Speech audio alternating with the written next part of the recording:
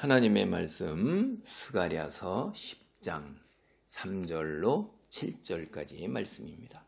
이제 이스라엘 민족 하나님께서 여기에 구원을 약속하시는 거예요. 회복을 약속하시는 것입니다. 10장 3절을 보겠습니다. 내가 목자들에게 노를 바라며 내가 숫 염소들을 벌하리라. 만군의 여호와가 그물이 곧 유다 족속을 돌보아 그들을 전쟁의 준마와 같게 하리니. 여러분, 우리가 앞에서 볼 때도 목자가 없어서 공고를 당하는데 다시 목자들에게 노를 바란다 이렇게 얘기해. 말이 안 맞는 것 같지요. 같은 목자라는 단어 속에서. 그리고 16절에도 보면 19장 16절에 이날에 그들의 하나님 여호와께서 그들을 자기 백성의 양떼같이 구원하시리니. 목자예요, 하나님이. 그런데 이 2절을 보면 10장 2절은 목자가 없으므로 곤고를 당하나니 백성들이 양같이 유리하며. 이때 목자는 하나님께서 보내신 사람이잖아요. 메시아도 예수님도 목자인데 선지자들, 이끄는 자들. 이게 여기에 10장 3절에 내가 목자들에게 노를 바란다. 이때 목자는 이게 누구예요? 뒤에 보면 내가 숫 염소들을 벌하리라 이렇게 나와요. 여러분, 숫 염소 그러면 다니엘 환상을 봤을 때, 다니엘이 환상을 봤을 때 숫 염소 환상이 나오죠. 염소 환상이 나오잖아요. 그래서 구약 성경에서 일반적으로 목자 그러면 이게 누구냐 하면 다 지도자들을 얘기하는 거잖아요. 구약 성경은 일반적으로. 그런데 우리가 잘 보면 예레미야서 12장 10절로 11절 보면 이 북이스라엘뿐만 아니라 남유다 왕국을 파탄에 이르게 한 열방의 국가, 이거를 목자라고 불러요.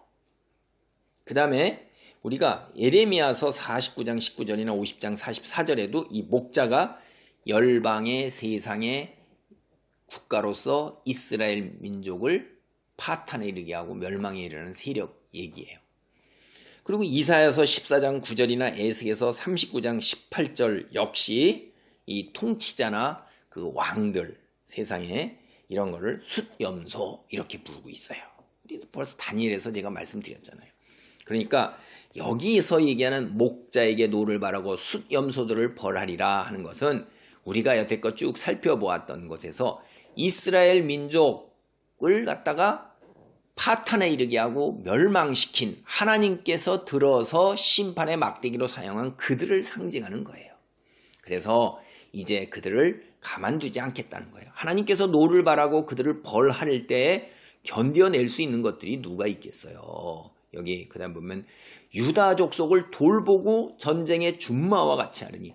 여러분, 전쟁에 있을 때 제일 무서운 게 뭐냐면 병거예요. 철병거. 그 다음 기마병이에요. 그런데 유다가 바로 기마, 뛰어난 말이 된 거예요. 그 위에 타신 분이 누구세요? 여호와 하나님이세요. 누가 감당을 하겠어요?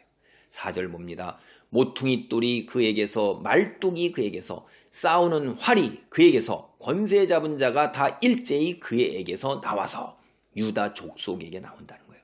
싸울 때 용사같이 거리에 진흙 중에 원수를 밟을 것이라. 여호와가 그들과 함께 한즉 그들이 싸워 말탄 자들을 부끄럽게 하리라. 여러분, 여기 우리 모퉁이 돌이 뭘까요? 그리고 말뚝이 뭘까요? 싸우는 활이 뭘까요? 우리는 벌써 이 문맥상에서 이것이 대단한 것이구나 라는 거예요. 상징이에요. 유다 족속이 모퉁이 돌이요, 유다 족속이 말뚝이요, 유다 족속이 싸우는 활이고, 유다 족속이 권세 잡은 거예요. 이제 그 보면 우리가 이 비유인데, 모퉁이 돌은 시편이나 이사야서 사사기를 보면 왕을 포함한 지도자를 모퉁이 돌이라고 해요. 예수님도 뭐라고 그래요? 모퉁이 돌이란 표현이잖아요. 코너스톤이라고 해요. 예수님을. 그렇죠?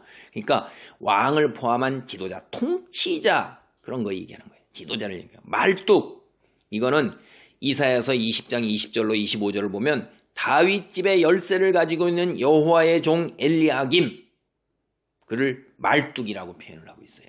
그렇죠? 하나님, 다윗 집의 열쇠를 가지고 있는 여호와의 종 엘리야김. 그러니까 이 역시 지도자예요. 지도자. 그렇죠? 싸우는 활. 이거는 이미 벌써 우리가 많이 나오잖아요. 하나님께서 활이라는 거는 힘 있는 군사력 이런 거 얘기하고 있잖아요. 그렇죠? 그렇지만 그리고 또 이 고대 근동에서는 활 그랬을 때 이거는 왕권을 상징하고 그랬어요. 그러면 모퉁이 똘이나 말뚝이나 싸우는 활 이게 다 뭐냐면 통치자로서 왕으로서의 지도자 이런 얘기를 하고 있는 거예요. 이 지도자가 권세 있는 능력 있는 자가 유다 족속에게 나와서 그가 백성들 유다 족속을 이끌고 상대편의 기마병들 부끄럽게 하는 거예요. 아무리 뛰어난 기마병 무서운 기마병도 진흙같이 밟아버린다 이 말이에요. 하나님이. 이들이 진흙같이 밟는 흙이라는 게 뭐가 있어요? 발로 밟는데 여러분 우리가 성경에 보면 이렇게 사사기 같은 데도 많이 나오고 그러는데요. 상대편을 멸망시켰을 때 왕의 이것을 발로 밟으라고 그러잖아요. 목을 발로 밟으라고 그래요. 그러니까 그런 비유 속에 있다 이 말이에요. 얼마나요? 이게 그 다음에 한번 보세요. 여기 6절 내가 유다 족속을 견고하게 하며 요셉 족속을 구원할지라 내가 그들을 긍휼히 여김으로 그들이 돌아오게 하리니 그들은 내가 내버린 일이 없었음 같이 되리라. 나는 그들의 하나님 여호와라. 내가 그들에게 들으리라. 여러분 이스라엘 족속이 이제 남유다 왕국이죠. 유다 족속을 견고하게 하는 건 남유다 왕국을 회복시키시고 강건하게 하는 거예요. 그리고 요셉 족속은 에브라임과 므낫세예요. 우리는 에브라임이라는 게 뭐예요? 북이스라엘을 말하는 거잖아요. 그러니까 이스라엘 전체 민족을 다시 견고하게 하고 구원으로 해요. 하나님께서 그들을 이제 불쌍하게 여기신다 이 말이에요. 그들이 하나님이 그냥 어떤 일이 벌어지는가 보세요. 하나님께서 회복시켰을 때 여기 내가 내버린 일이 없었음 같이 될 것이라. 이들은 하나님께서 떠나셔서 예루살렘을 떠나셔서 버린 자식처럼 된 거예요. 유리하는 양같이 됐는데 그게 없었던 일처럼 되고 하나님이 기억도 안 하신다는 거예요. 응?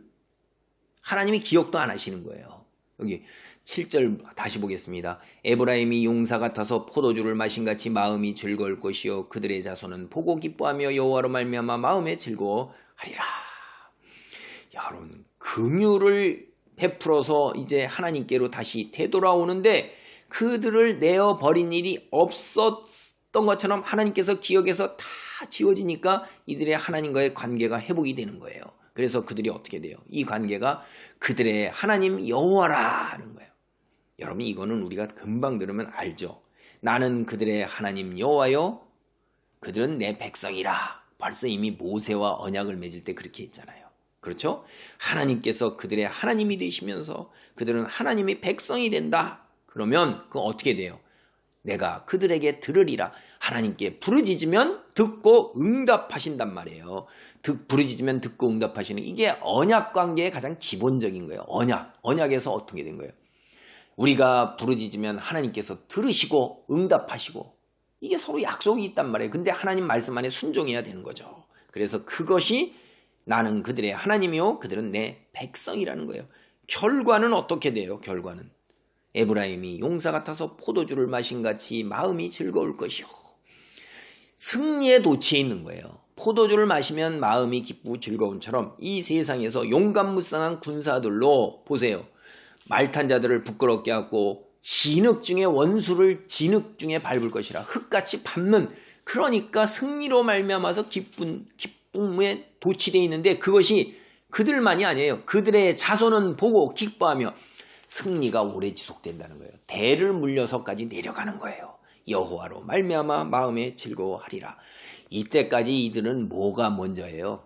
세상에서 있는 눈에 보이는 재물, 명예, 권력, 쾌락 이런 것이 즐거움이었고 그것 때문에 가나안 우상으로 돌아갔단 말이에요. 근데 이제 그런 것들을 다 내어버리고 뭘로 말미암아 즐거워해요?